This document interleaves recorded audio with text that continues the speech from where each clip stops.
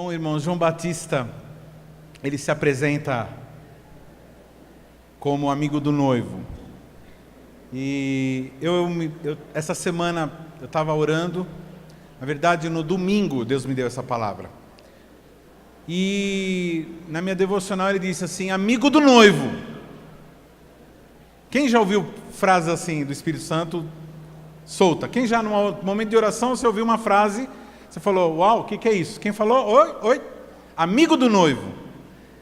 E aí eu comecei a meditar e pesquisar. E aí, irmãos, um monte de coisa nós achamos. E aí nas pesquisas eu comecei a ver que o amigo do noivo, ele é alguém muito presente nas culturas orientais. Quem é o amigo do noivo? O amigo do noivo é um personagem, é um camarada que era designado, não sei se ainda hoje é da mesma forma nas culturas orientais, ele é designado para cuidar do casamento. Mas é muito estranho esse relacionamento que um amigo do noivo tem. Porque o noivo pede para o amigo dele que esteja junto à noiva. Imagina, na nossa cultura seria muito estranho isso daí. E ele diz para o amigo do noivo, o noivo diz para o amigo, para que ele fique perto da noiva, para que ele ajude a noiva, para que ele assessorie a noiva até o dia do casamento. Ele cuide da noiva, ele proteja a noiva, e ele vai fazer um monte de coisa. Em geral, o noivo, ele escolhia dois amigos, os mais próximos, os mais chegados, os que mais amavam a ele, o que mais ele amava. Um ele designava para ficar junto à noiva, de uma forma muito próxima, e outro ele designava para que estivesse cuidando da parte logística do casamento. Então o noivo não precisaria se preocupar, mas com nada, nem um detalhe, nem o que se passaria no coração da noiva, e nem o que se passaria nos bastidores da festa e da cerimônia. Então, mas como é muito difícil você ter um amigo de tanta confiança, ou dois amigos, então, em geral era um que acabava cuidando de tudo. E era um encargo muito honroso para o amigo da noiva, para o amigo do noivo. Eu não sei se vocês sabem, na época do passado, a noiva não tinha contato físico e nem visual com os casamentos. Eles eram arranjados, eles eram planejados pelos pais. Então o noivo não conhecia o rosto da noiva, não sabia o jeito que a noiva era, não sabia como que era essa pessoa, porque era inevitável, eles iam se casar.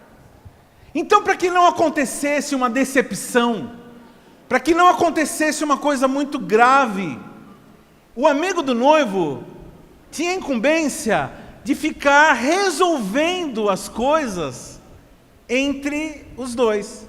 Então ele servia como um leve trás, né?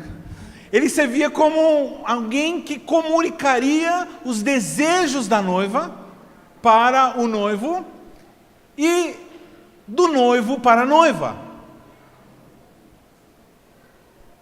Então, e não somente os desejos, mas o amigo do noivo tinha a incumbência de ficar falando para a noiva a respeito do noivo e para o noivo a respeito da noiva.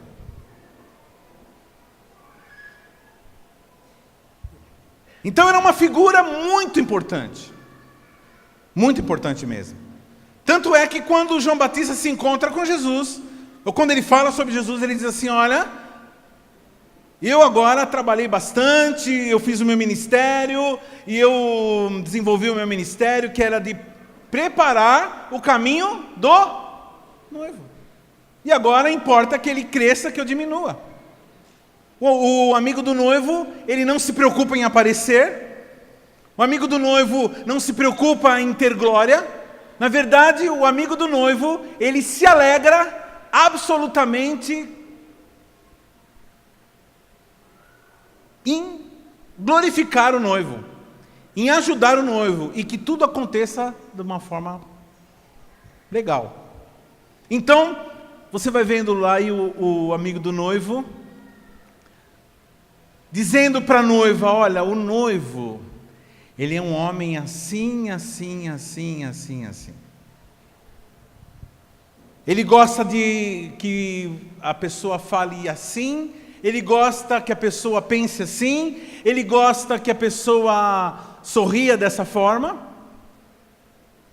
Ele está muito curioso para saber como é o seu rosto, então eu vou falar para ele como que é o seu rosto, e ele vai se apaixonar por você através do meu relato. Olha só, o amigo do noivo tinha a incumbência de fazer o noivo ficar apaixonado pela noiva. E de fazer a noiva se apaixonar pelo noivo. Então ele falava assim para o noivo, olha, ela é muito linda, ela é graciosa, ela é trabalhadeira, ela respeita os pais, ela é muito recatada, ela é muito espiritual, ela ama Deus. Então ele ia falando tudo para o noivo, e o noivo ia se alegrando com o relato do amigo do noivo, já que ele não podia ver. Eu vou revelar para vocês, no meio da palavra, quem é o amigo do noivo.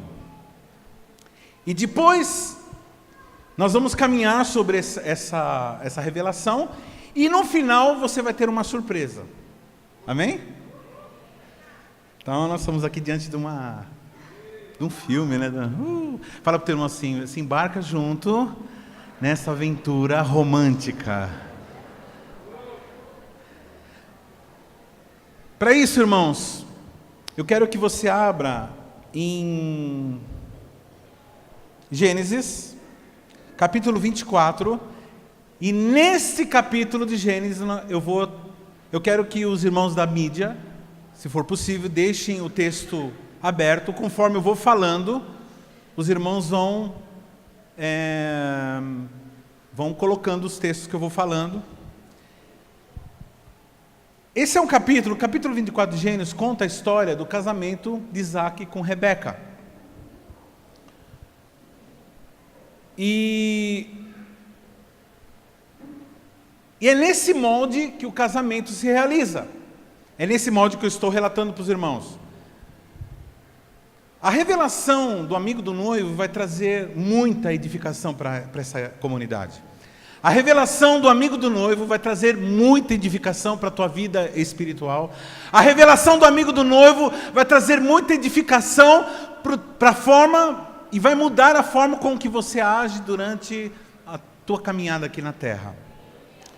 Bom, irmãos, nós estamos aqui. É engraçado que esse texto fala de um casamento e dos bastidores em torno desse casamento, como ele se realizou, como ele aconteceu, as negociações que houveram.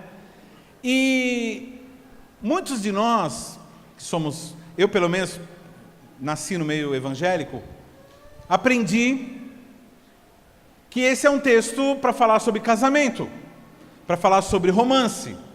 Mas esse texto, apesar de ele também servir para falar de romance e de casamento, ele nos leva a coisas muito mais profundas, queridos. E eu quero pedir para o Espírito Santo estar aqui, nesse momento, revelando, falando, tudo que for, e que Ele nos lembre de tudo que for necessário. Eu também, por causa da minha influência cultural evangélica, eu aprendi, e ele estabelece, ele conta que o casamento aqui foi um casamento que foi tudo sobrenatural. A escolha da noiva, o aparecimento da noiva, e tudo foi sobrenatural, foi tudo na base das provas, para você provar, fazer uma prova, será que é ela, será que não é ela, fazer uma prova parecia. Então eu quero pedir para os irmãos, principalmente os solteiros, para não ficarem impressionados, porque isso que acontece aqui não é uma regra, é uma exceção à regra, amém?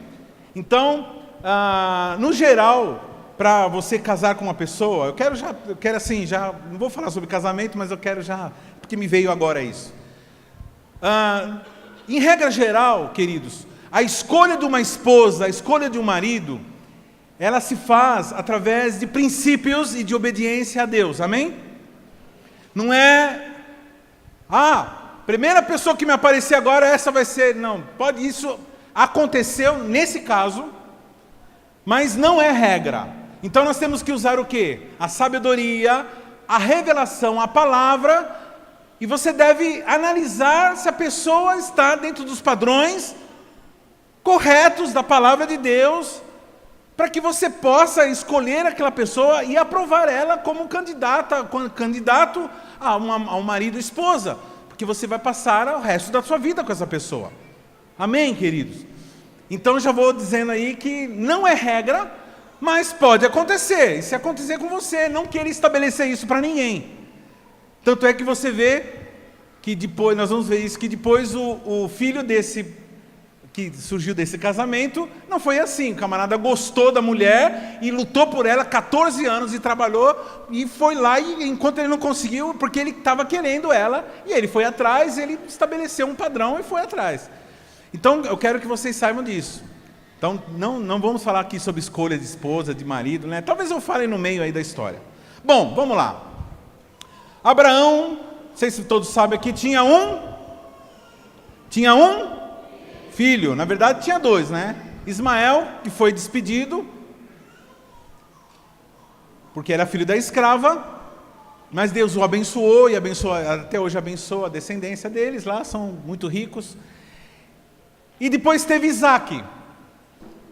E depois de alguns anos que morreu a mãe, a Sara, a mãe de Isaque, Isaque ficou na idade de se casar. E é assim que começa o texto de Gênesis 24. Era Abraão já velho, adiantado em idade, e o Senhor havia abençoado Abraão em tudo. E disse Abraão ao seu servo, o mais velho da casa, que tinha o governo sobre tudo que possuía: põe agora a tua mão debaixo da minha coxa. Bom, primeiro, irmãos, aqui está todo mundo velho, viu, queridos? Abraão está velho, Eliezer, que é esse empregado de Abraão, também está velho também, mas não tão velho que não pudesse trabalhar. E pastor Isaac também está velho? Então, queridos, pelos cálculos aí, ele não estava muito novinho não. Agora meu filho precisa de uma esposa.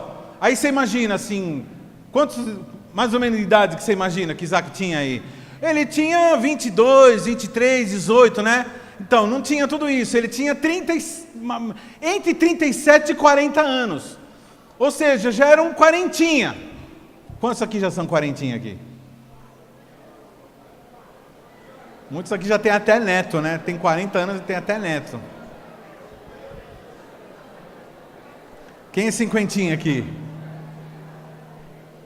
Então, na verdade está todo mundo aqui muito madurinho, está tudo legal, mas Isaac estava sem uma esposa. E Abraão fala para Eliezer, o amigo do noivo, o amigo do pai também, deu uma incumbência, que ele fosse, vamos lá, vamos continuar o texto aqui. Aliás, Abraão aqui está muito bem de vida, está muito rico, Deus prosperou ele, porque ele saiu da terra lá de Ur, dos caldeus, depois passou pela Mesopotâmia, depois foi para aí esse lugar que chamava-se Canaã. Amém? Fala o teu irmão assim, Canaã. E disse Abraão ao seu servo mais velho da casa, que tinha o governo sobre tudo que possuía: põe a tua mão debaixo da minha coxa. Não se importa muito esse negócio de mão debaixo da coxa, isso aí era um costume. Isso era um costume daquela época, tá? não se preocupa muito com esse negócio de pastor, que revelação, que tem a revelação, que era costume, toda vez que você fazia um juramento para uma pessoa que fosse a sua cobertura, que fosse alguém que estivesse sobre isso, a pessoa enfiava a mão debaixo da coxa dela, né? Coisa estranha. Alguém enfia a mão debaixo da minha coxa. Mas então é um costume, fala para o irmão, é um costume, não se preocupe. Mas é um juramento sério, né? Porque a pessoa enfia a mão embaixo da coxa de um homem deve ser uma coisa muito séria. Deve ser um momento muito tenso, né? Eu acho que, né? Vamos lá. Para que eu faça jurar pelo Senhor dos céus e da terra, que não tomarás para o meu filho mulher das filhas dos cananeus, no meio dos quais eu habito. Estão acompanhando aí o meu texto, queridos? Vamos lá? Quem são esses que Abraão não queria que o seu filho se casasse? Os cananeus. Os cananeus são descendentes de quem? De Cão. Fala para o teu irmão assim, Cão. Filho de Noé. Que foi?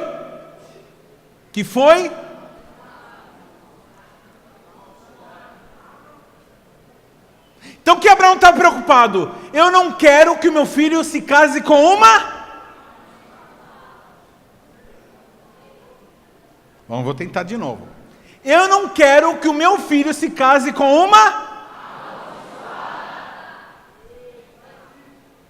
E naquela terra dos cananeus era osso. Fala para o teu irmão assim, era osso. A coisa era feia, queridos. Todo mundo era satanista lá nessa terra. Todo mundo sacrificava filhos. Todo mundo matava bebês. Todo mundo tinha os demônios, os deuses lá. Sei lá. Esqueci até o nome dos deuses lá. Baal. E Rimon era um dos principais. Rimon, Louis Vuitton, todos esses caras aí. Esse é um demônio terrível. Isso aí, as mulheres vão no shopping, elas começam a entortar a mão assim, e fala, Louis Vuitton, fala, só Louis Vuitton.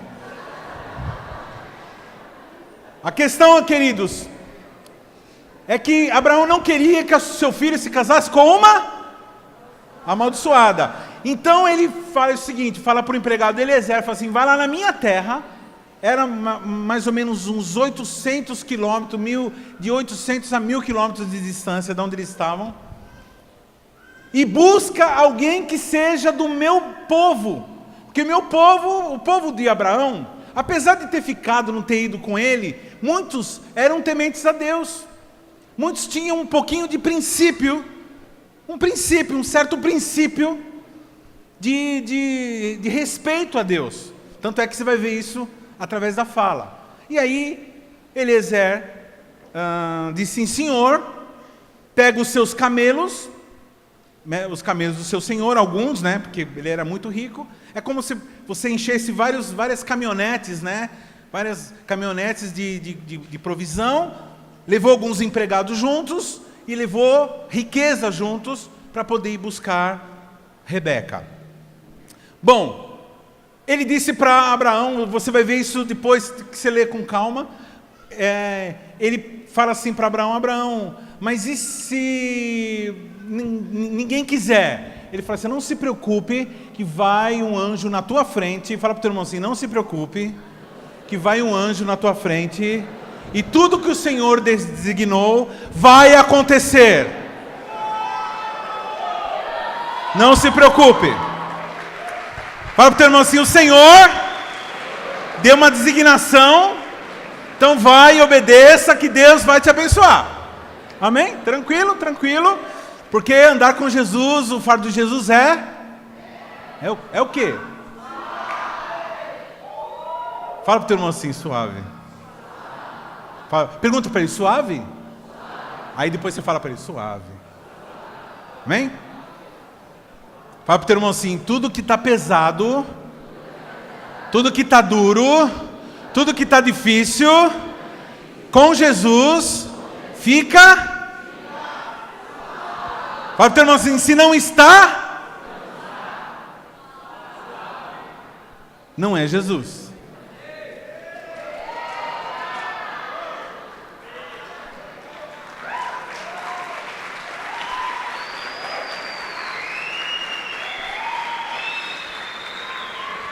Você vai ver os homens de Deus assim, Lutero dizendo: se temos que perder família, bens, prazer, se tudo se acabarem e a morte vir chegar, com ele reinaremos. Um cara que andava suave. Jesus disse assim: não, meu fardo é suave. Então tudo que é peso não se preocupe, vai à frente. Sentiu alguma coisa, está meio difícil, entra na suavidade, entra na presença. Entrando na presença você entra na glória, estando na glória você entra na atmosfera de Deus. Vamos lá, vamos entender. Vamos lá entender de novo.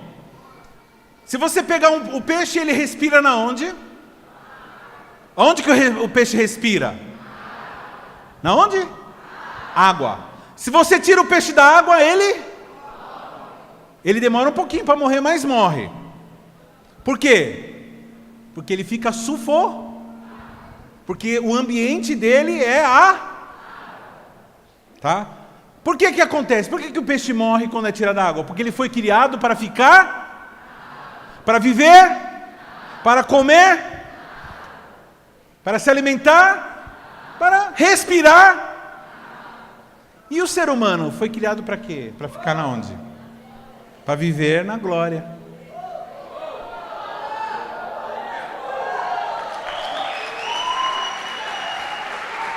Quando Deus fez o ser humano, existia um ambiente de glória, porque Deus estava presente, a Trindade estava presente. Diz assim: façamos o homem segundo a imagem e semelhança. Ele criou o homem dentro da glória.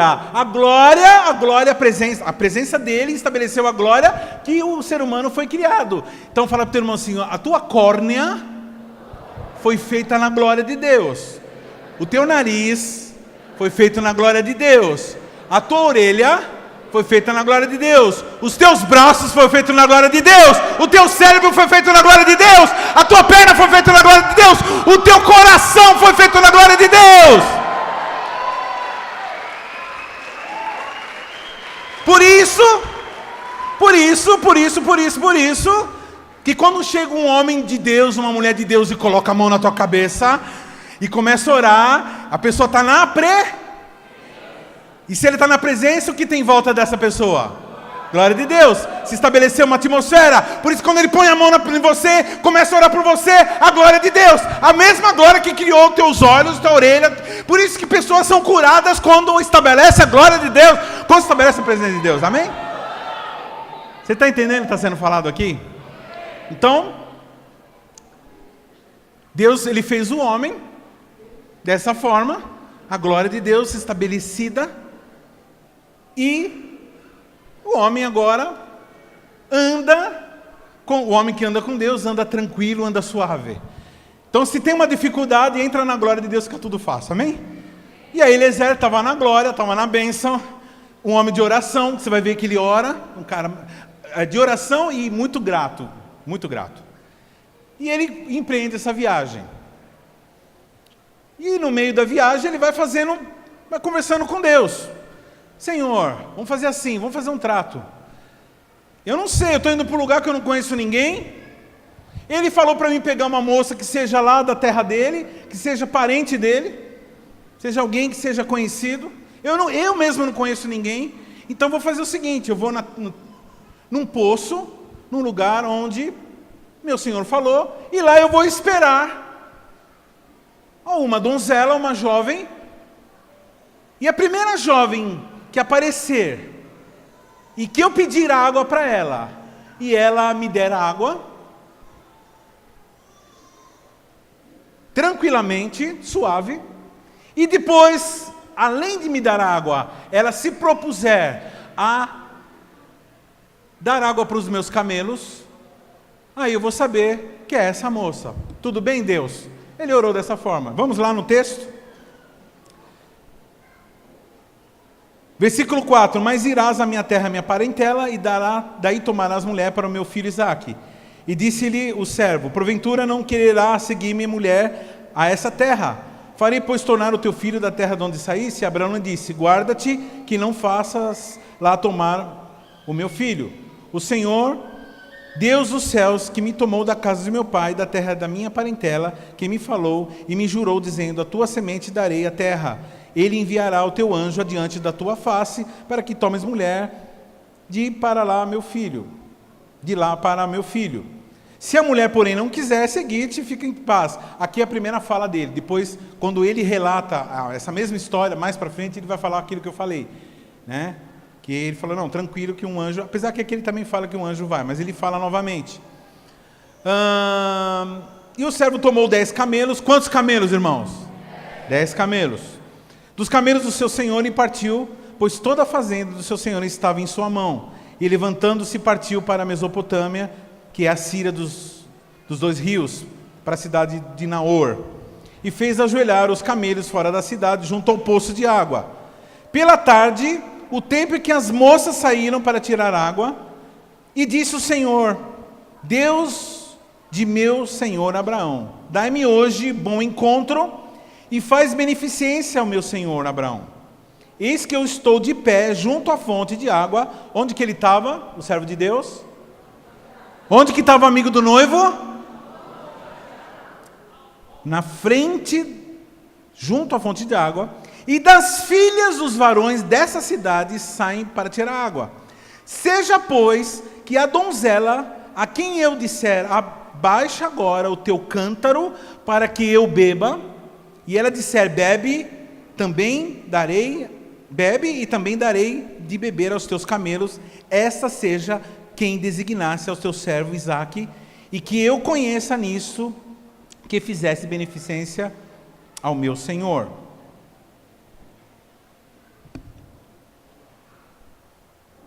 Oh,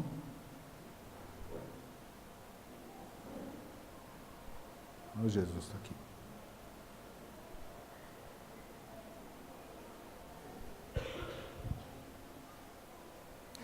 Versículo 14.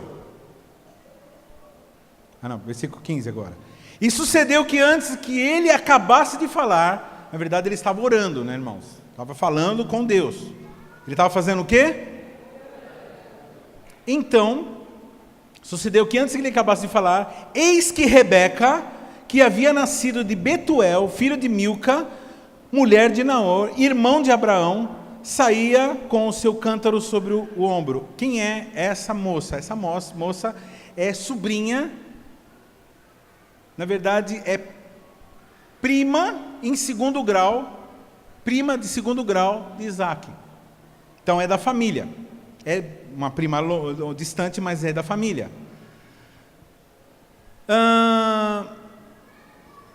E ela vinha com o seu cântaro sobre o seu ombro.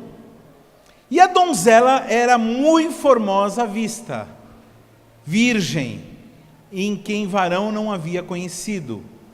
E desceu à fonte e encheu o seu cântaro e subiu. Então está lá Eleazar, o amigo do noivo, esperando de olho. De repente aparece quem? Quem aparece? Rebeca. E ela vem com o seu cântaro, com vaso. Fala para o teu irmão assim, cântaro, vaso. Como é que está? Você está com o seu vaso preparado para encher?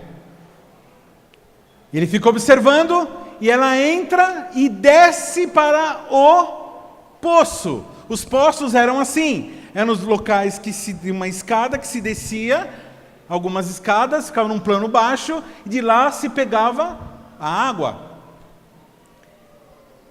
E ela pegou a água e ela subiu. Fala para o teu irmão assim, ela desceu com seu cântaro vazio, e depois ela subiu com seu cântaro cheio. Fala para o teu irmão assim, para o seu cântaro encher.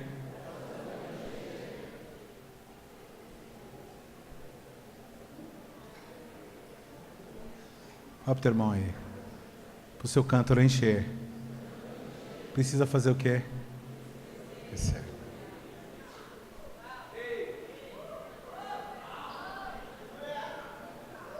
E quando o cântaro está cheio, você pode?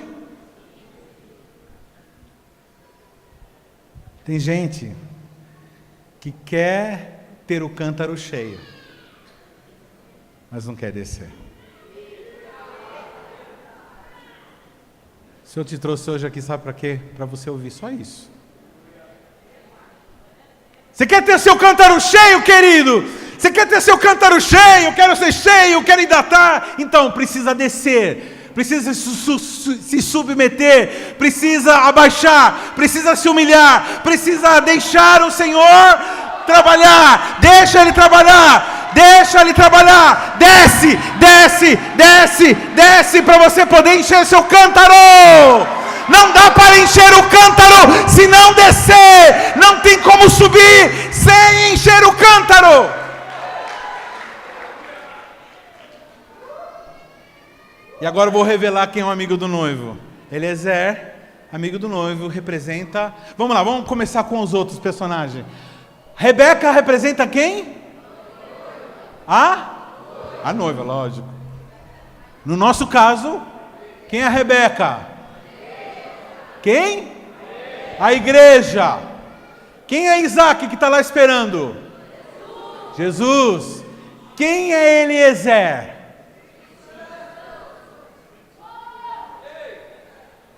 Quem é Eliezer? O Espírito Santo. Quem acertou? Quem acertou? Quem acertou aqui? Quem acertou? Quem sabia que era Espírito Santo? Vamos lá, agora vai mudar um pouco a história, né? Eliezer agora está observando. E quando Rebeca sai, sobe com o cântaro cheio, ele fala assim: me dê um pouco de água. Fala para o teu irmão assim: o Espírito Santo sempre está falando, sempre está perguntando: você tem água? Cadê tua água? Como é que está seu pote? Como é que você está cheio? Você está cheio? Você tem água aí? Você tem água? Não tem? Então desce, desce. E ele fala assim: me dê um pouco de água. Ela vai e vira a água na mão dele e ele bebe aquela água. E ele olha para ele e fala assim: Senhor, eu ainda posso dar também para os camelos água. Fala para o teu irmão assim: água para os camelos. Por que ele fez essa proposta, esse servo do Senhor? Porque, primeiro, uma mulher jamais teria esse tipo de proximidade com o homem, de dar água assim para um homem estranho. Segunda coisa, dificilmente uma mulher se ofereceria para trabalhar tanto. Nós estamos aqui falando de quantos camelos, queridos? Cada camelo bebe na faixa de 150 litros de água, depois de uma viagem. Faz o cálculo aí, quantos litros? 10 vezes 150, 1.500 litros de água. Quanto que vai num cântaro mais ou menos? 5 litros? 20 litros no máximo? Fala assim para o teu irmão assim: calcula quantas viagens que essa moça deu.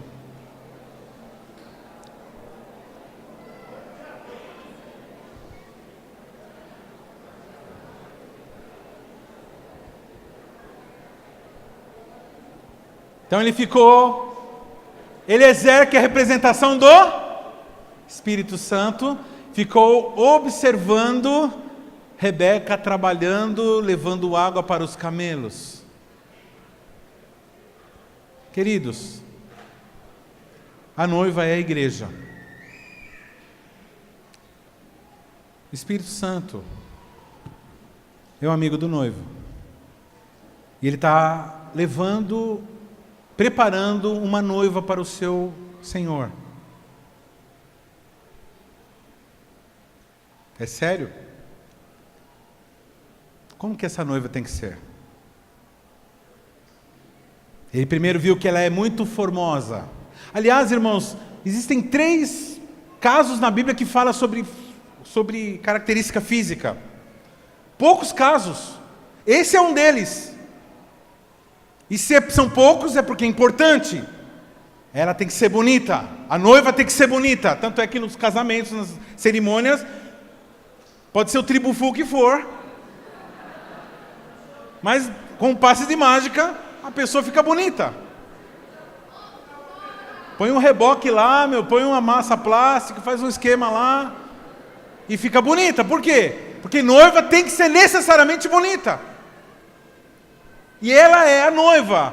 A igreja tem que ser linda, a igreja tem que ser atenciosa, a igreja tem que ser amorosa, a igreja, a verdadeira noiva de Cristo tem essas características, e o Espírito Santo olhando. Mas uma coisa que ele observou, e que esses 1.500 litros de água provou, é que além de bonita, de gente boa, de maravilhosa, ela é muito trabalhadora, ela não é preguiçosa, ela é empenhada, ela é animada, ela gosta de fazer as coisas, ela gosta de dar água para os sedentos. Ela é apaixonada.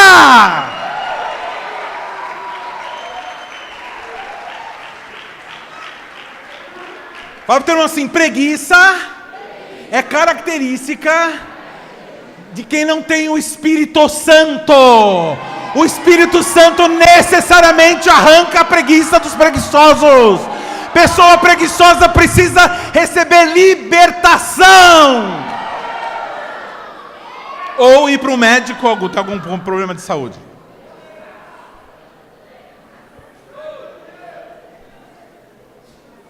E ele observando. E quando ela termina de dar água, vamos lá? Quando ela termina de dar água, oh Jesus. Eis que estou de pé junto à fonte. Ele volta aqui, meu celular ele volta. Versículo 18, ela disse: bebe, meu senhor, e apressou-se debaixo do seu cântaro sobre sua mão, e deu-lhe de beber, e acabando de lhe dar de beber, disse: tirarei também água para os teus camelos, até que acabem de beber. Presta atenção nessa parte. Ela recebeu um pedido, amém? Foi um apelo do ministrador, do Espírito Santo, que falou assim: dá para você dar um pouco de água? Pá. Ela fez o quê? Deu. Aí envolve o quê? Obediência, amém? Só que agora, a noiva verdadeira, ela vai além da obediência. Fala assim, pergunta assim para o seu irmão: qual a diferença de uma pessoa que obedece uma ordem de Deus e de uma pessoa que faz voto? Qual a diferença do obediente e de voto? Na obediência você faz aquilo que é mandado. No voto, querido, você faz a proposta para Deus. Vamos explicar um pouco. Vamos lá. Você começa primeiro você está num caminho de desobediência. Fala assim: você era rebeldão. Fala para o teu irmão: você era rebeldão. Negava a existência de Deus, falava um monte de groselha. Aí você aceitou Jesus, nasceu de novo. Começou a entrar num processo obedece numa parte da sua vida, depois começa a obedecer na outra, depois começa a obedecer, e aí você começa a cercar a sua vida de obediência. Obedece os padrões de Deus, obedece o que Deus manda, o que Ele gosta, o que Ele faz, você começa a obedecer. Chega uma hora que você fica desesperado. Você está no momento de adoração, você está no momento de caminho com Deus, você fala: Senhor, eu já te obedeci, eu tenho obedecido, mas eu quero fazer alguma coisa a mais. Aí ele fica só esperando você falar. Ele fala assim: Senhor, então vamos fazer o seguinte, quer saber? Peraí, eu vou raspar minha cabeça careca, em homenagem ao Senhor. Aí todo mundo fica contra, a família fica contra, todo mundo fala que você é um religioso, que você é fanático. Não, mas você não está, você está indo além da obediência, está fazendo alguma coisa que Deus não mandou você fazer, mas errado, agora você está propondo coisas para Deus, você saiu de um patamar e entrou em outro patamar. Não acho que vocês entenderam o que eu falei, é tremendo isso aqui. Não, que você já falou então, mas é para você... E ela diz assim: olha, tudo bem, eu vou dar, além do que você falou, eu vou dar água para os camelos. E ela trabalhadeira, e o Espírito Santo só fica olhando, observando. Quando ela termina, vamos lá? Quando ela termina, e o varão, admirando de vê-la, versículo 21, calando-se para saber se o Senhor havia prosperado a sua jornada ou não, e acontecendo que, acabando os camelos de beber, tomou o varão um pendente de ouro de 0,5 ciclo de peso e 2 pulseiras para suas mãos do peso de 10 ciclos de ouro. Quando ela terminou aquele trabalho, falou para o teu irmão assim: o Senhor nunca fica devendo nada para ninguém. Ela se propôs, ela fez o voto, ele decidiu. Porque se o ser humano pode fazer voto, Deus também pode fazer voto. Ele tem essa liberdade de fazer voto. Quando ele chega assim: eu vou te dar isso aqui, ele está fazendo um voto com você. Quando ele usou um varão, um vaso para falar assim: eis que te digo, tá, não sei o que lá, tu receberás. Então é Deus fazendo um voto com você. E ele dá para ela uma espécie de joia, que vai uma parte aqui na testa, ouro, e outra, uma espécie de joia que vai no nariz. Não é piercing, uma espécie de que se encaixava no nariz, e pulseiras todas de prata e de ouro, muito valioso. Quando ele faz tudo isso,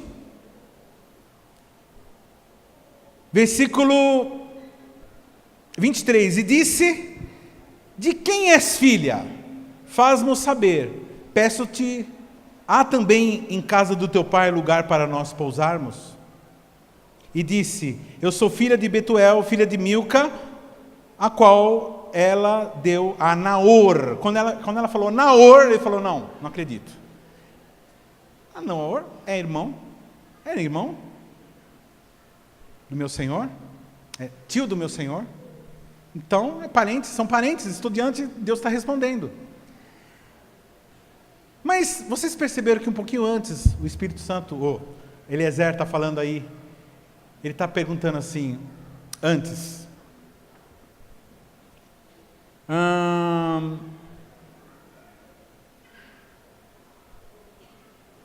Versículo 23. De quem és filha? Ela respondeu: faz-nos saber. Há também na casa do teu pai lugar para nós ficarmos?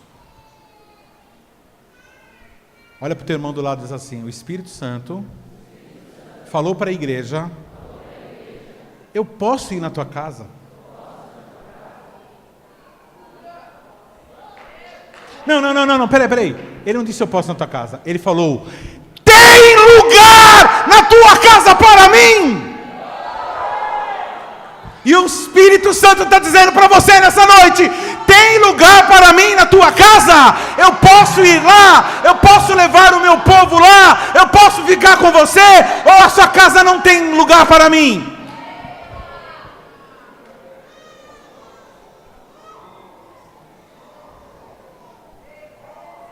Aí as crianças dão uns gritos, as crianças vão ficar doidas. Aí para os irmãos, deixa o cafuné ser espantado.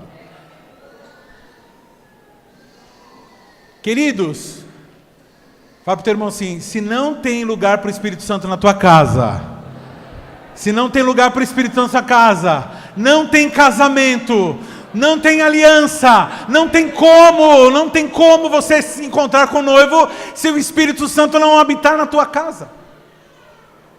Quem está entendendo? Está sendo falado. Eu vou fazer essa pergunta de novo: tem lugar para o Espírito Santo na tua casa? Se tem lugar para o Espírito Santo na tua casa, então reage, começa a reagir, porque o Espírito Santo gosta de reação. O Espírito não gosta de gente morta. O Espírito Santo, ele gosta de gente que reage, que é gente viva, que está dentro da atmosfera da glória de Deus. Na presença de Deus tem vida, na presença de Deus tem glória, na presença de Deus as coisas acontecem. Aleluia. Oh, glória a Deus. Vamos lá, vamos continuar. E aí, meu irmão? E ela disse, olha só, ela disse: eu sou filha de Betuel, de Milca, o qual é Naor. Disse mais também: também temos palha, muito pasto e lugar para passar a noite. Então vamos lá. Eu sou Eliezer, eu estou agora colocando, e você é a noiva, você é a Rebeca. Eu digo: tem lugar para eu passar a noite com vocês? Ainda mais tem uns 4 irmãos aí que são noiva. Vou tentar de novo. Tem lugar para o Espírito passar na tua casa? Tem lugar para ele ficar na tua casa? Foi o que ela respondeu. Tem sim. Pronto, mais um teste passado. Irmão, isso aqui é tudo teste, viu? Isso aqui é tudo teste que Deus está fazendo. É um teste para arrumar. Irmãos, a nossa permanência nessa terra, fala para o teu irmão assim, a tua permanência nesse planeta, depois que você aceitou Jesus, é para saber se você é noivo ou não. Porque o certo mesmo seria o quê? Aceitou Jesus, morreu, vai embora. Aceitou Jesus, nasceu de novo, partiu, né? Partiu o céu, né? Mas por que nós ficamos aqui? Porque aqui é onde nós tomamos consciência de que se nós somos realmente noiva. Hoje você está sendo testado para saber se você é realmente noiva. Hoje você está sendo colocado diante de situações hipotéticas para saber se você é noiva. Pastor, eu deixo o Espírito Santo entrar na minha casa. Deixa mesmo? Existe uma célula na tua casa? Existe, quando uma coisa suja entra pela televisão, você desliga. Quando alguém começa alguém falar alguma palavra negativa ou maligna, você deixa. Ou quando a briga se estabelece, você embarca, aumenta de cabeça. Quando as coisas malignas tentam se estabelecer na tua casa, você permite? Então, se você permite, o Espírito Santo não está muito em atividade. Ou ele está na tua casa e comanda e vive em paz com você, ou o Espírito Santo está sendo colocado de lado. E a Bíblia chama isso de entristecimento do Espírito Santo, quando nós colocamos o Espírito Santo de lado, quando nós não permitimos ele entrar na nossa casa. Mas vamos continuar aí. Ela disse sim, bendito seja o Senhor. Aí ele inclinou-se, né? Eliezer falou assim, era tudo que eu vim fazer aqui, viajei 800 quilômetros, demorou. Ele caiu de joelho no chão e ele fala, Senhor, bendito seja o Senhor, de meu Senhor Abraão, que não retirou a sua beneficência e a sua verdade de meu Senhor. Quanto a mim, o Senhor me guiou no caminho à casa dos irmãos do meu Senhor. E a donzela, fala para o teu irmão assim, e a donzela... Cadê o texto, queridos? Cadê o texto? Versículo 28. E a donzela correu e fez saber essas coisas na casa da sua mãe. Fala para o teu irmão assim. Pega aí a pulseira, pega suas pulseiras aí, de ouro. Você é noiva? Quem é noiva aqui? Está com a pulseira de ouro, né? O que ela fez? O que ela fez? Ela saiu correndo e foi para a casa dos seus parentes, para a casa dos seus pais, e foi lá chacoalhando as pulseiras e os pingentes e tudo de ouro.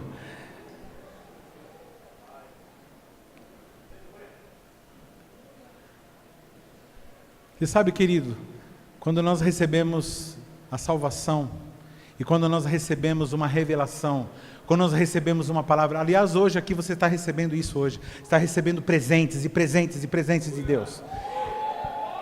O que você tem que fazer? Você tem que sair correndo, como Rebeca, mais um teste que ela está passando.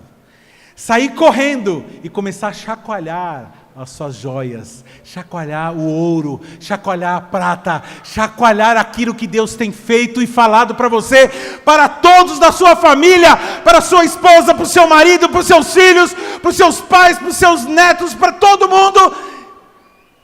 E olha só o que acontece. Então,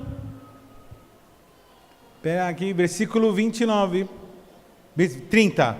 E correu, e aconteceu que quando ele viu o pendente e as pulseiras sobre as mãos do... aqui ele se encontra com quem? Com Labão. É bom lembrar que Labão, sabe aquele Labão, o Labão lá da história lá do Isaac? Então, ele é irmão de Rebeca, tá? Por isso que quando Jacó foge, ele foge para a casa desse camarada aí, que é o tio. Só que, você lembra que Jacó é outro personagem, é enganado, né? enganado a não ter que trabalhar, porque Labão era um cara muito materialista. Mas, enfim, isso é outra história. Quando Labão, irmão de Rebeca, vê aquele ouro, e quando a família vê toda aquela bênção, como ela foi abençoada, ele correu, queridos, ele correu, viu pendentes as pulseiras sobre as mãos de sua irmã, e quando viu as palavras de sua irmã Rebeca, que dizia, assim me falou aquele varão, veio ao varão, e eis que estava em pé junto aos camelos, junto à fonte, e disse, entra bendito do Senhor. Aí ele falou, entra bendito do Senhor, porque estarás fora, pois eu já preparei a casa e o lugar para os camelos. Deixa eu falar uma coisa. Ninguém fica animado, querido, quando o crente, o cristão, diz que é cristão e tem uma vida de murmuração e de derrota e de fracasso e de peso e de sofrimento. Então, se você é o tipo da pessoa que costuma viver exalando derrota, saiba que nós estamos cercados de uma grande nuvem de testemunhas. Essas testemunhas são testemunhas espirituais e testemunhas físicas. São demônios, são anjos e são pessoas que estão ao nosso entorno. Eles estão vendo como você tem vivido a tua vida. E não adianta você querer disfarçar, não adianta que você querer fingir. As pessoas que estão em volta de você sabem quem é você, sabem como você tem vivido, sabem como tem sido o seu estilo de vida. Então, quando Rebeca chega alegre, feliz e contando aquela história sobrenatural, ele corre e fala assim, olha, você tem lugar sim. As portas se abrem, queridos, para pessoas abençoadas. Fala para o teu irmão assim, portas se abrem para pessoas abençoadas. Se você for abençoado, fica tranquilo, as portas se abrirão para você, mesmo que a pessoa lá seja interesseira, não importa. Labão era o irmão da Rebeca, interesseiro, mas ele estava na posição lá de irmão, mais velho. Não se fala muito o que o pai da Rebeca fala, parece que ele não apita muito, ele está lá presente, mas quem dá o tom da conversa é Labão. E ele aceita, e aí nós vamos ver um diálogo. O Eliezer sendo convidado para comer, fala para o teu irmão assim, Eliezer é convidado para comer, fala para o teu irmão. E você sabe o que Eliezer fala? Não comerei enquanto não contar tudo para vocês. Fala para o teu irmão assim, Eliezer estava tão animado, tão contente com tudo que estava acontecendo, que para ele fazer jejum, querido, para ele deixar de comer, era tranquilo. Fala para o teu irmão assim, fazer jejum é tranquilo para quem está animado com as coisas de Deus.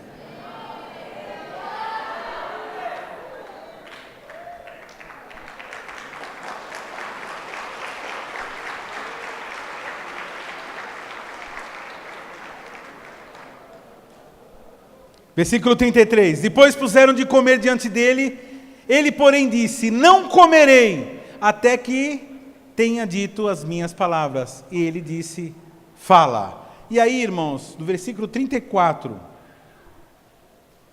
até o versículo 50,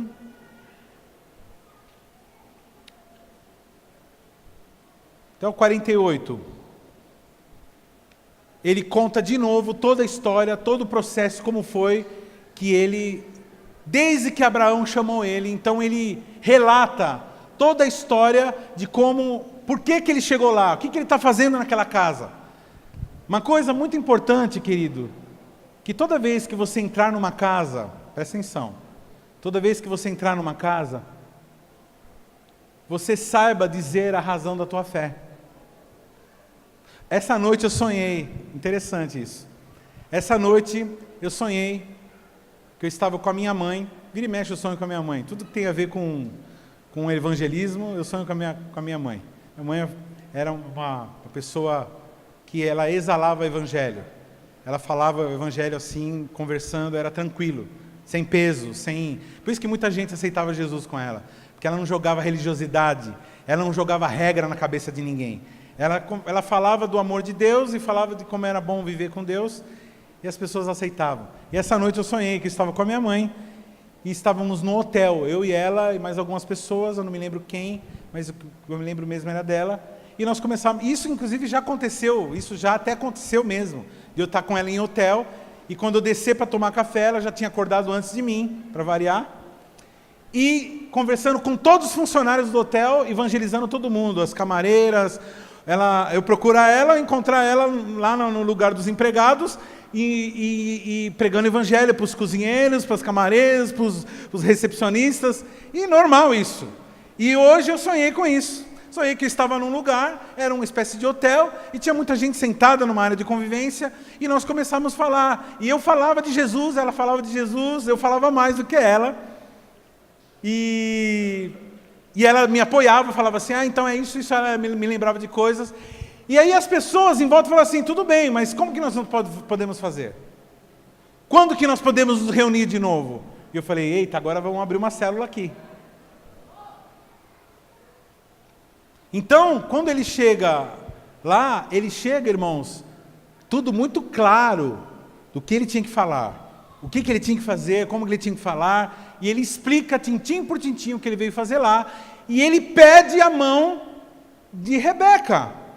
Agora, pois, versículo 48, inclinando-me, adorei ao Senhor e bendisse ao Senhor, Deus do meu Senhor, Abraão, que me havia encaminhado para o caminho da verdade, para tomar a filha do irmão do meu Senhor para o seu filho.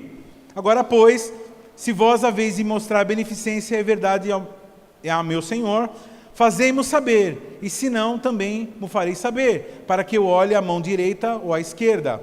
Então responderam Labão e Betuel, e disseram, Betuel é o pai da moça, e disseram, do Senhor procedeu esse negócio. Eles sentiram que era de Deus, Deus tocou no coração do irmão e do pai, do Senhor procedeu esse negócio. Não podemos falar-te mal ou bem. Eis que Rebeca está diante da tua face. Toma e vai-te, seja a mulher do teu filho, do teu senhor, e como tem dito o Senhor. E aconteceu que o servo de Abraão, ouvindo as palavras, inclinou-se à terra diante do Senhor. E tirou o servo vasos de joias de prata, e vasos de ouro, e vestes, e deu a todos.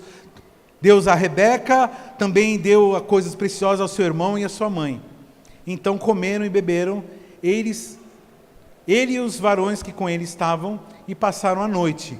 E levantaram-se pela manhã e disseram, deixa-me ir ao meu senhor. Até aí. Meu senhor. Então, ficou certo que agora Rebeca estava sendo liberada. Porque ela já tinha aceitado, e ela estava sendo liberada agora pelos pais. E aí, quando é liberado, o que acontece? Eliezer começa a soltar presente para tudo quanto é lado. Ele começa a descarregar os camelos, queridos, e começa a distribuir presente para todo mundo. E presente é presente mesmo, é ouro, prata, joias, coisas de valor. Fala para o teu irmão assim, toda vez que uma pessoa de uma família aceita Jesus verdadeiramente, toda a família dessa pessoa é abençoada.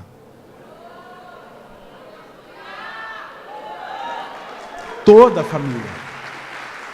Quando uma pessoa nasce de novo, aceita Jesus, toda a família começa a ser abençoada, começam a se abrir portas, começam a se quebrar barreiras, enfermidades são arrancadas, curadas, demônios são extirpados, a família começa a ser abençoada. Uma coisa muito importante, querido, você nunca deixar de orar, nunca deixar de lutar pela sua família, para que eles para que se encontrem com Jesus. Como que você faz isso? Começa a distribuir presentes, começa a dar as coisas boas que você tem recebido. Alguns servos de Deus começam a ficar bem e não querem distribuir. Começa a distribuir aquilo que você tem para os seus irmãos, para os seus parentes, começa a ajudá-los, começa a trazer palavras de incentivo, de oportunidades. Faça isso. Bom, queridos, mas agora fala para o teu irmão assim, toda vez que um servo de Deus conquista uma vitória, se levantam muros de contenção. Fala assim, Então, queridos, deixa eu falar uma coisa. Não existe vitória sem retaliação. Não existe. Eu, pelo menos, na minha vida, nunca vi uma vitória, nunca vi alguma coisa que nós conquistamos, que nós avançamos em qualquer área, na minha área pessoal, na área ministerial, qualquer área da minha vida, que não viesse uma barreira depois. Depois de um casamento abençoado, começam questões que você precisa resolver. Depois de uma conquista de algum bem material, você descobre que aquilo lá, você vai ter que pagar imposto daquilo lá. Depois que você conquista, tudo sempre assim. Por quê? Porque a função do diabo, a função dele é isso. É o quê? Quais as funções do diabo? Não conhece aqui? Matar, roubar e destruir. Essa é a função dele. Matar e roubar e destruir o quê? Coisas boas. Fala para o teu irmão assim, então logo você conquista alguma coisa, vem uma retaliação. Tem que pedir para Deus não vir retaliação? Não. Você tem que pedir para Deus para que você, mesmo que venha a retaliação, você possa vencer a retaliação. Amém? Com Cristo, em Cristo, junto com Ele à frente, vencer. Olha só a retaliação aí vindo. Olha só. Quando estava tudo certo, já estava o negócio fechado, bateu o martelo, olha só que vem os mala. Então, mas eu dou razão, eu entendo. Eu fico imaginando alguém chegando. Eu me lembro quando a Andressa foi se casar. Não sei se vocês sabem disso. Ela se casou no domingo. Quando chegou na quinta-feira, ela me aparece. Eu estava sentado no sofá da minha sala. E ela sai do quarto dela com um monte de trouxas de roupa, um monte de coisa, um monte de malas de coisa e coloca no meio da sala.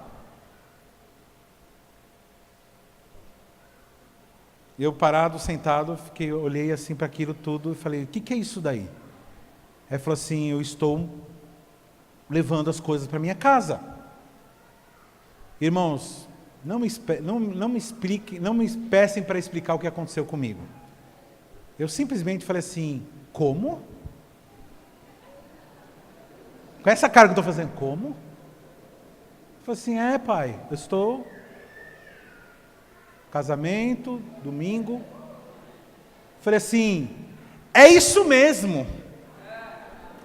É doidinha para ir embora mesmo.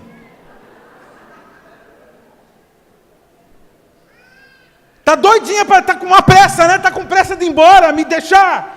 Ela ficou assim, pai, tudo culpa desse mano. Pai, eu estou indo casar, pai.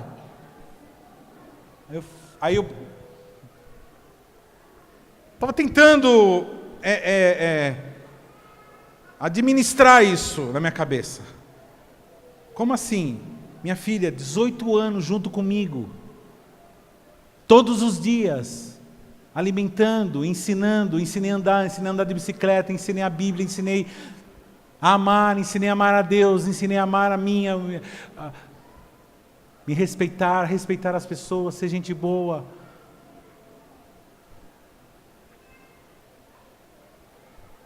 De repente, tchau.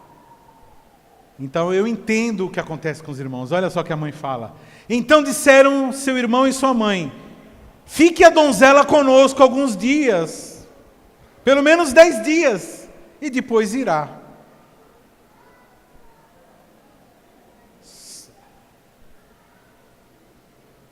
E no mínimo, queridos, isso já é viagem na minha cabeça, tá? Então não fala, o pastor falou coisa herética. Irmãos, a gente imagina as coisas. Eu imagino que nesse tempo, eles devem ter conversado. Deve ter juntado a mãe, o pai, o papagaio, o vizinho, todo mundo. Falou, Rebeca, me fala uma coisa, você vai mesmo com esse cara? Você conhece ele? Está dizendo aí que é filho que ele... Mas é um desconhecido. Como que você vai mesmo? Você nem conhece esse tal de Isaac. Você sabe como ele é? Então, aí entra o Espírito Santo, né? Por quê? Porque nesse período Eliezer certamente falou. Não é melhor você esperar? Não é melhor a gente ver direito, a gente dar uma olhada no perfil do Facebook dele? Vamos ver as fotos. Não, não tinha nada disso, querido. Ela tinha que confiar na palavra do Eliezer, do amigo do noivo. Fale para o teu irmão assim, querido, ou você confia no que o Espírito Santo fala a respeito de Jesus, ou você não vai ter fé para se casar com ele.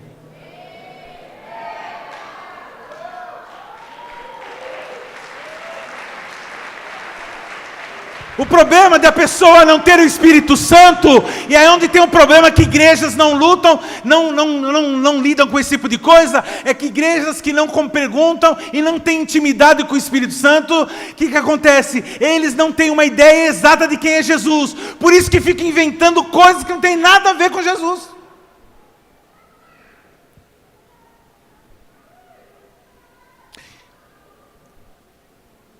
Quando eles falam assim, olha, não é melhor que você espere, olha, o Eliezer, é melhor que ela espere 10 dias, que ela fique um tempo.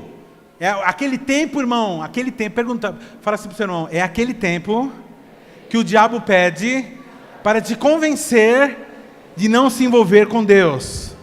Faz assim, ó, quando você ficar um pouco mais velho, aí você vai para a igreja.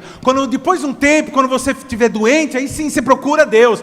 Quando você não estiver aposentado, quando você estiver aposentado, não tiver mais nada para fazer, aí você se dedica totalmente a Deus. Então, essa é a proposta do diabo. Eliezer fala assim, olha, eu preciso voltar. Eu preciso obedecer o meu Senhor. Está todo mundo esperando lá, já está certo o negócio. Aí Labão e Betuel, que é o pai de Labão e de Rebeca, fala assim, bom, vamos lá, vamos perguntar para ela, né, a maior interessada, vamos ver se ela, o que ela falar, então tudo bem. Rebeca, você quer ir? Ela disse, quero sim. Deixa eu tentar com esse grupo aqui, que esse grupo... Ela disse, quero sim. Ela disse assim, eu vou com você.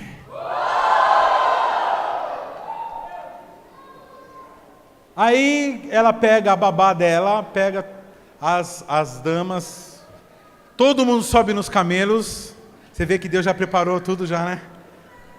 E começa agora a fazer uma viagem. Quantos quilômetros? 800 a 1000 quilômetros, mais ou menos. Dá para ir até onde? Pernambuco? Divisa de Pernambuco. 800 a 1000 quilômetros de distância, querido. De carro, dá umas 15 horas. Dando uma paradinha para comer. E a pé, e de camelo.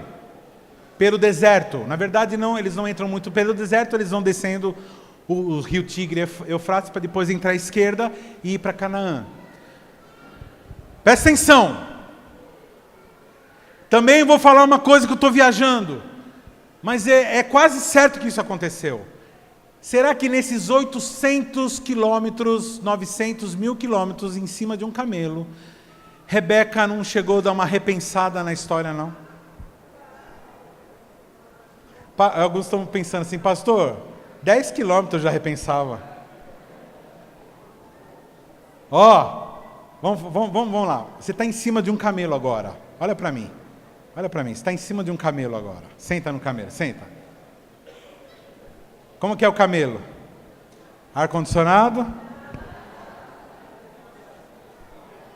Comissária de bordo? Estofamento? Não, irmão. Café expresso? Não, irmãos. Como é que faz? Faz o gesto.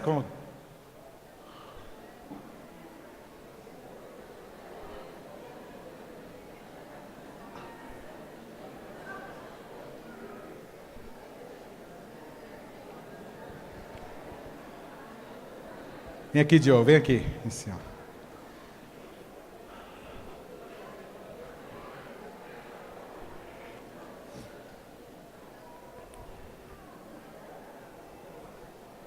Tá a Rebeca E está Eliezer. Ao contrário, vamos ver. Vamos lá. Vamos ver quem é quem aqui. Eu sou Rebeca, tá bem? Vamos lá, vamos junto? Vamos caminhar junto?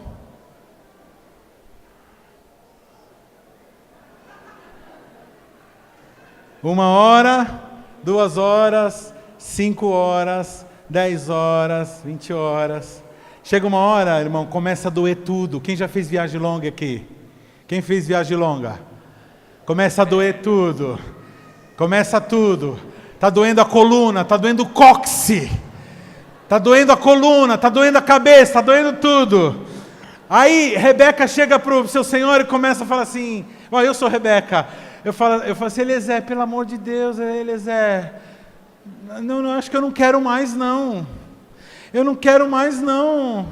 Aí Eliezer diz, agora eu sou Eliezer. Vale a pena.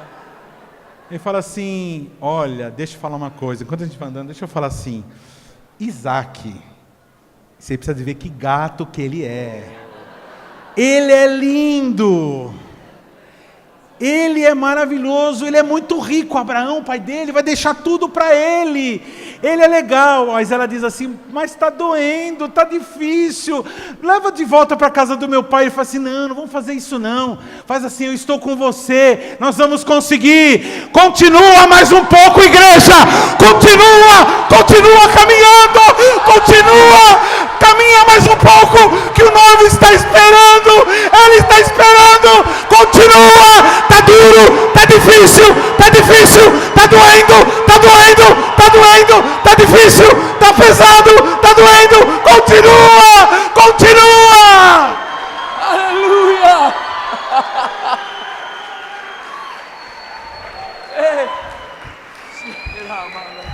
E você sabe, querido, que o Espírito Santo ele sempre estava do lado dela. Ela estava caminhando para se encontrar com o noivo no meio do caminho, mas o Espírito Santo sempre andando com ela, nunca deixando e falando, vamos, mais um pouco, só mais alguns quilômetros, é um pouquinho, só um pouquinho, mais um pouquinho.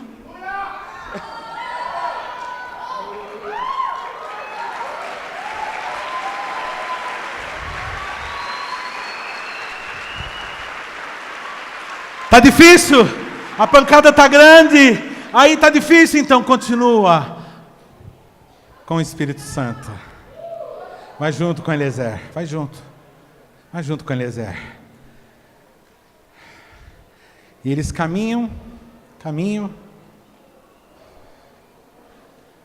Então despediram Rebeca, sua irmã, sua ama, seu servo de Abraão, seus varões. Abençoaram Rebeca e disseram à nossa irmã, seja tu milhares e milhares, e que tua semente possua a porta dos seus aborrecedores.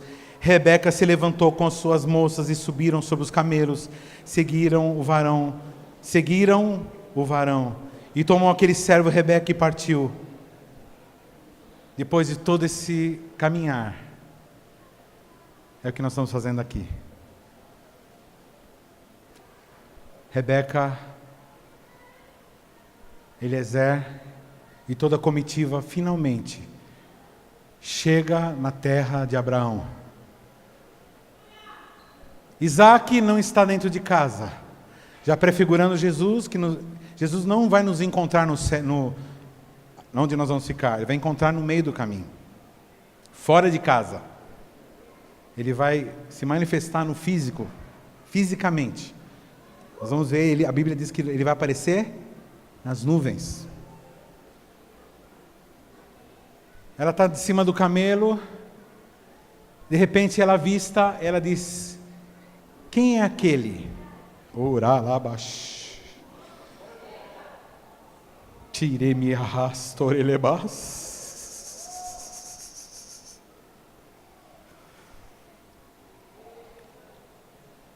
Ora, Isaac vinha, versículo 62, do caminho do poço de Lai-Roi, porque habitava na terra do sul. E Isaac saíra a orar no campo sobre a tarde, e levantou os olhos e olhou, eis que os camelos vinham. Rebeca também levantou os olhos e viu a Isaac, e lançou-se do camelo. e disse ao servo: quem é aquele varão que vem pelo campo ao nosso encontro?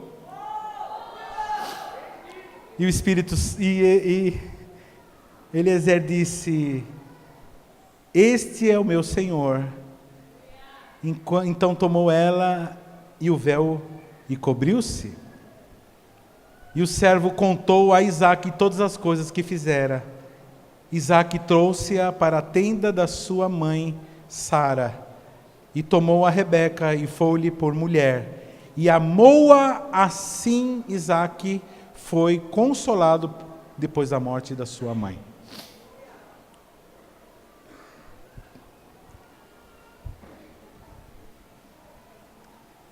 Eu disse para vocês que eu não vou falar sobre amor conjugal, mas eu não posso deixar de falar sobre amor.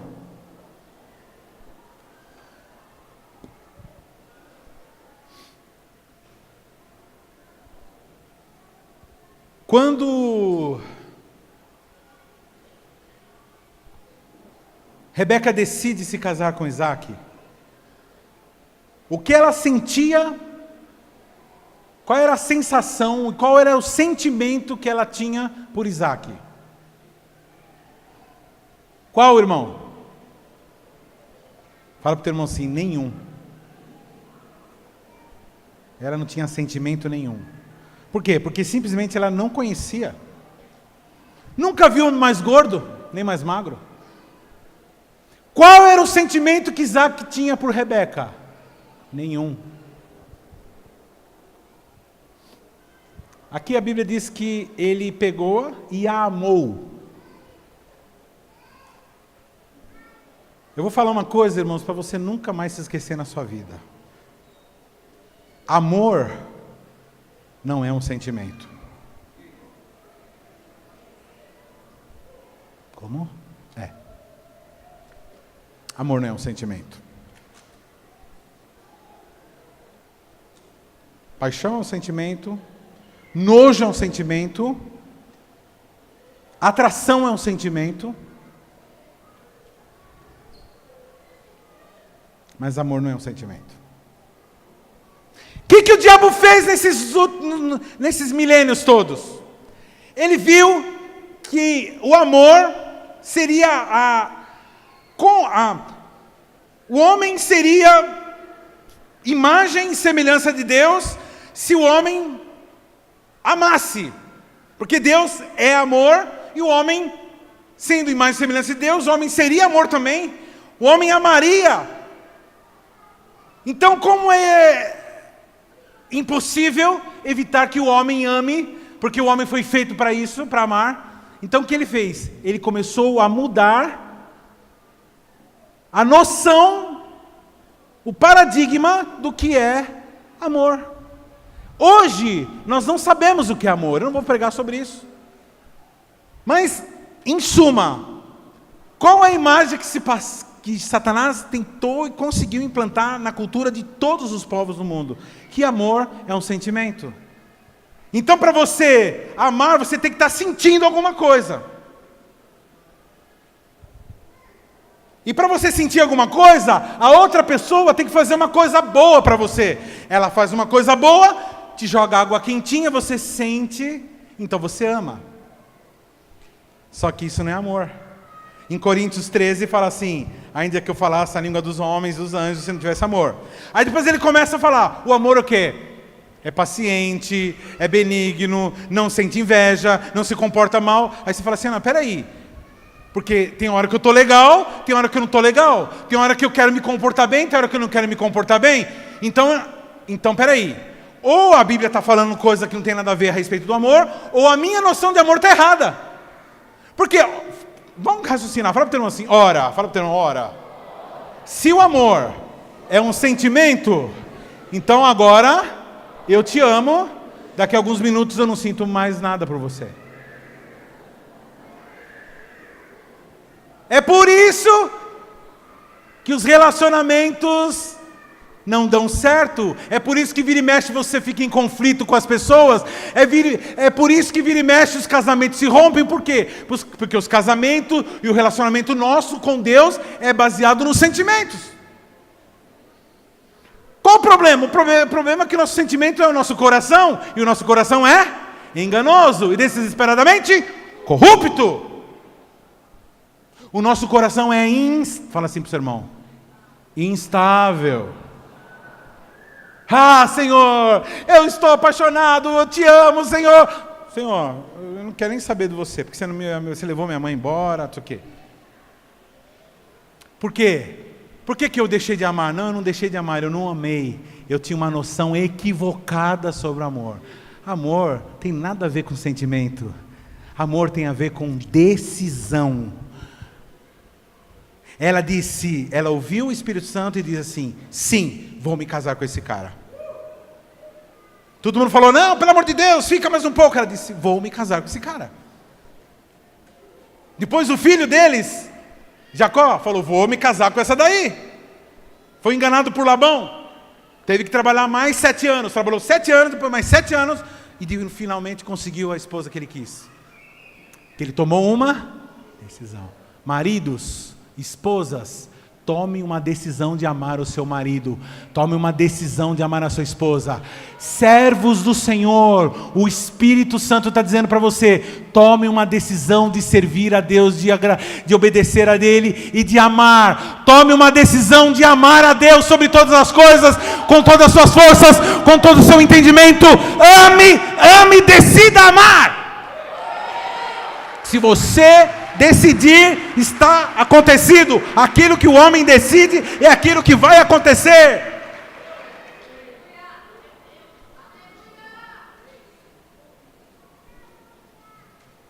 Então não tem nada a ver com sentimento. Eu não estou sentindo muito. Quantas vezes a pessoa vem, cansei de pessoas virem e falar assim, pastor, eu preciso conversar com o senhor. Toda vez que alguém vem falar isso para mim, eu falo, ai meu Deus. Bom, vamos lá. Pastor, é o seguinte,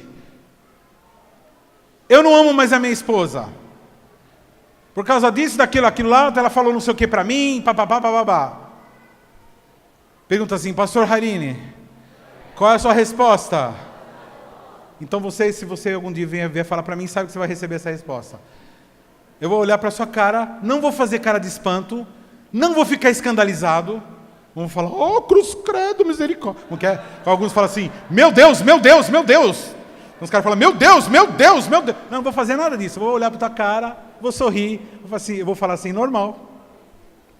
É o que eu falo para as pessoas. Porque essa daí, o senhor que ele disse que não me ama, até falou que está pensando em... Eu falo assim, então, é normal, tudo isso é normal. Coisa do ser humano. A pergunta é o seguinte, o que você decidiu? Ama ou não? Não, você não está entendendo o que eu estou falando. Eu estou dizendo que eu não sinto mais amor, então. Não, peraí. Você não sente.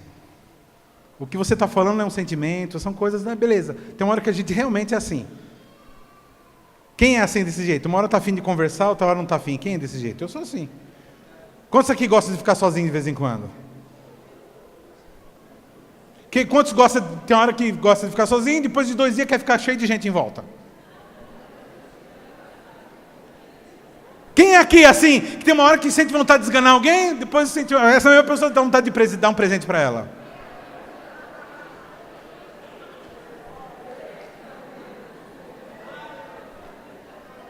Fala para o teu irmão assim, fique tranquilo. Isso aí são sentimentos humanos. O Senhor está te convidando para amar. É diferente. Por que o amor verdadeiro tudo suporta, tudo crê, tudo espera, não se comporta de uma forma inconveniente? Porque amor é uma decisão. Eu decidi amar a Deus. Eu decidi amar a Deus. E o Senhor está procurando pessoas que decidiram amar a Ele. Rebeca decidiu amar Isaac. Isaac decidiu amar Rebeca. Rebeca ouviu a voz de Eliezer, o amigo do noivo. Agora vem uma bênção para vocês agora. O amigo do noivo, querido, é o Espírito Santo. Amém? Ele nos consola, Ele nos anima na viagem, Ele convence a gente de que o noivo é bom. Mesmo a gente achando que o noivo é ruim, tem hora que a gente acha que o noivo é ruim porque ele tirou coisa da gente.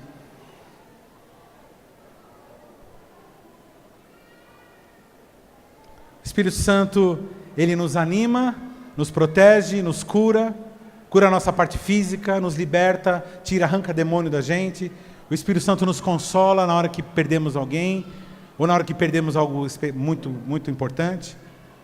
Então, queridos, a bênção é essa. Eu estou te convidando para ser a habitação do Espírito Santo. E estou te convidando para você fazer o papel do amigo do noivo para essa humanidade. Eu tenho certeza que no meio da minha fala, muitos de vocês falam assim, puxa, mas o amigo do noivo somos nós também. Quem é o amigo do noivo? O amigo do noivo são aqueles que assistem à casa do Senhor todas as noites.